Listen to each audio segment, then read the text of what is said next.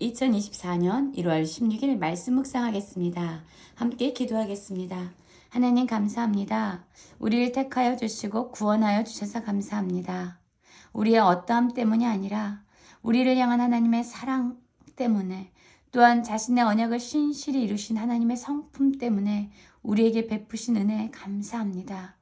그 은혜 감사하여 일평생 하나님을 사랑하고 하나님의 계명을 지키며 살아가는 자 되게 하여 주시옵소서. 예수님 이름으로 기도했습니다. 아멘. 오늘의 말씀은 신명기 7장 1절부터 11절까지의 말씀입니다. 말씀을 함께 살펴보시기 전에 개인적으로 말씀을 꼭 읽으시고 묵상하는 시간 가지시기 바랍니다. 오늘은 하나님이 선택하신 보물, 이스라엘 백성들에 대한 이야기를 다루고 있습니다. 먼저 7장 1절부터 5절까지를 보면은요, 하나님께서 가나안 땅에 이스라엘 백성들을 어떻게 들이시고 인도해 내시는지, 그곳에 어떻게 정착하게 하시는지에 대한 내용이 나와 있습니다. 그리고 그 땅에 들어가서 그들이 해야 할 것과 하지 말아야 될 것이 무엇인지에 대해서 말씀하고 있고요. 7장 6절부터 11절까지는 하나님이 어떤 하나님인지, 그리고 이스라엘 백성을 구원하신 이유가 무엇이고, 또한 하나님을 사랑하는 자, 또한 반대로 하나님을 미워하는 자에게 어떠한 결과가 주어지는지에 대한 말씀을 다루고 있습니다. 7장 1절 볼까요? 내 하나님 여호와께서 너를 인도하사 내가 가서 차지할 땅으로 들이시고 내 앞에서 여러 민족 헷 족속과 기르가스 족속과 아모리 족속과 카나안 족속과 브리스 족속과 히위 족속과 여부스 족속과 곧 너보다 많고 힘이 센 7 족속을 쫓아내실 때에 라는 말씀으로 시작하고 있습니다. 여러분, 가나안 땅은 어떠한 땅입니까? 하나님이 완전히 통치하시고 다스리시는 땅입니다. 하나님을 바라보아야만 살 수 있는 땅입니다. 하나님을 바라볼 수밖에 없는 땅입니다. 하나님이 이른비와 늦은비를 내려주셔야만 그들이 먹고 살아갈 수 있는, 생명을 유지할 수 있는 땅입니다. 또한 하나님이 왕되심을 인정하며 살아가는 백성들에게 그들의 삶을 전적으로 책임져 주시는 그러한 땅이지요. 여러분, 이 땅은 어떻게 들어갈 수 있을까요? 우리의 힘과 우리의 능력으로 들어갈 수 있는 것이 아닙니다. 바로 하나님께서 인도하시고 하나님께서 들어가시도록 이끌어 주셔야만, 또한 그곳에 있는 모든 족속들을 하나님께서 친히 쫓아내셔야만 우리는 들어갈 수 있는 땅이에요. 여러분, 실상 그렇습니다. 세상의 방식으로 수고하고 무거운 짐을 지고, 또한 자신의 힘과 능력을 의지해서 살아가는 이러한 세상의 방식, 이런 방식에 물들어 있는 사람들이 오직 하나님의 은혜의 방식으로 다스려지는 그 나라, 하나님이 왕이 되시고 하나님이 주관자가 되셔서 친히 책임지시는 이 땅으로 들어가는 일은 결코 쉬운 일이 아닙니다. 인간의 힘이나 인간의 어떠한 지혜로 들어갈 수 없습니다. 하나님이 이끌어 주셔야 합니다. 이 땅으로 들어갈 수 있는 길은 바로 하나님의 은혜, 하나님의 인도하심이 있어야 되는 것이죠.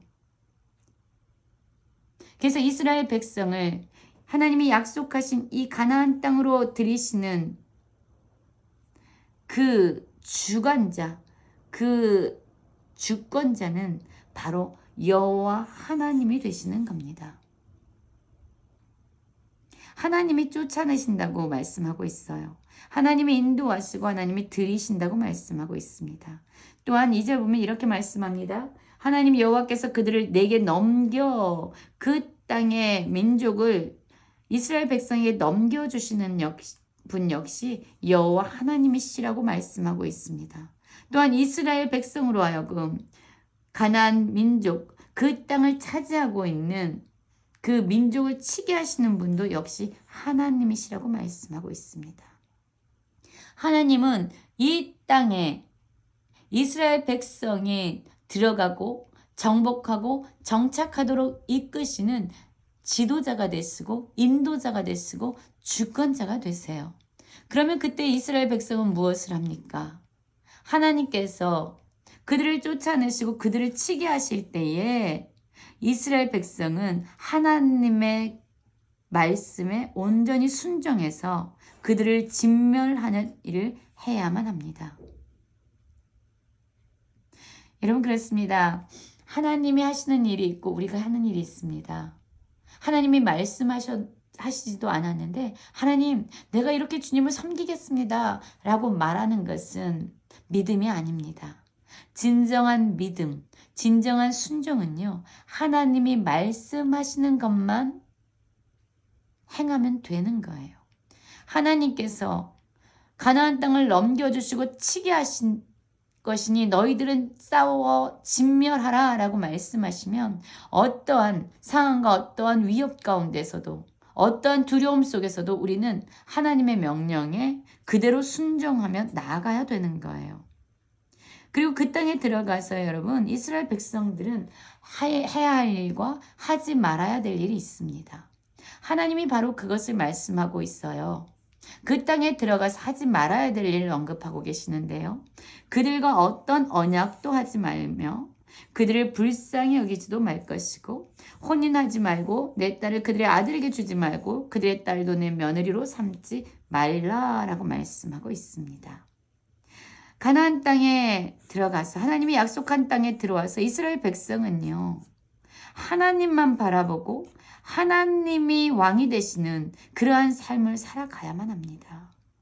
그래서 이 땅에서 세상의 방식으로 살아가는 가나안 어떤 민족과도 타협해서는 안 된다는 거죠. 이렇게 불쌍히 여기는 것도요, 불쌍히 여겨야 할 때와 불쌍히 여기지 말아야 할 때가 있고, 또한 불쌍히 여겨야만 하는 대상과 불쌍히 여기지 말아야 될 대상이 있다는 것을 우리는 분명히 알아야 됩니다. 어떤 사람과 언약을 맺고 어떤 사람과 언약을 맺지 말아야 되는지 분명히 알아야 합니다. 어떤 사람과 혼인을 하고 어떤 사람과 혼인하지 말아야 될지 분명한 기준을 가지고 있어야 한다는 거예요. 그렇습니다. 하나님의 백성들이 이 땅을 살아가기 위해서는 반드시 기준이 필요합니다, 여러분. 그러나 이 기준은요, 자신의 옳고 그름, 자신의 소견이 아니고 자신의 생각이 아닙니다. 또한 세상의 기준이 아닙니다. 이 분별의 기준은 바로 하나님의 말씀이 되어야 하는 거예요. 하나님이 하지 말라고 하신 것을 하지 말고 하나님이 하라는 것을 우리는 해야만 합니다. 가나안 민족을 진멸하는 일을 행하지만 그들과 어떤 타협도 행해서는 안 된다라는 거예요. 왜냐하면 그들과 타협하고 그들을 분별 없이 수용하며 나아갈 때 하나님의 말씀을 기준으로 우리가 구별하지 않고 살아갈 때에 어떤 일이 일어납니까? 우리는 미혹을 당하게 되고 하나님을 떠나게 되고 다른 신을 섬기게 되는 그러한 결과를 가져올 것이다. 그러한 일들로 말미암아 하나님은 진노하실 것이고 그들을 갑자기 멸하시는 그러한 일들을 행하실 것이다 라고 말씀합니다. 우리가 하지 말아야 될 일입니다. 세상의 방식과 타협하거나 세상에 미혹돼서 하나님을 떠나는 일을 우리가 해서는 안 되죠. 그러면 우리가 해야 될 일은 무엇입니까? 오히려 가나안 민족들이 섬기는 그러한 이방 신들의 제단을 헐며 주상을 깨트리며 아세라 목상을 찍으며 조각한 우상을 불사르는 것이다 라고 말씀하고 있습니다.